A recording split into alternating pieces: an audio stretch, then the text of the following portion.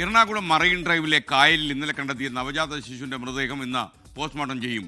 Postmortem റിപ്പോർട്ടിന്റെ അടിസ്ഥാനത്തിൽ വിശദമായ അന്വേഷണത്തിലേക്ക് കടക്കാനാണ് പോലീസിന്റെ ഇപ്പോഴത്തെ തീരുമാനം. കൊച്ചിയിൽ നിന്ന് ലിഡിയ ജേക്കബ് തത്സമയം ചേരുന്നു. ഗുഡ് മോർണിംഗ് ലിഡിയ, വിശദാംശങ്ങൾ.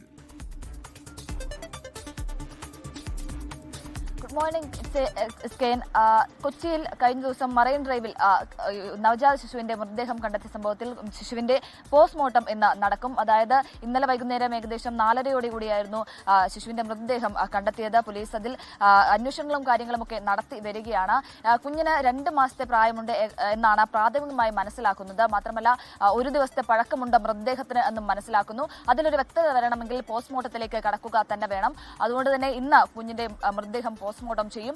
അതിൽ കൂടുതൽ വ്യക്തത വരും എന്നാണ് കരുതുന്നത്. അതാരുടെ കുഞ്ഞാണ്, അതെങ്ങനെയാണ് കുഞ്ഞ് ഇത്തരത്തിൽ മരിച്ചതെന്നടക്കമുള്ള കാര്യങ്ങളിൽ ഒരു വ്യക്തത വരേണ്ടതായിട്ടുണ്ട്.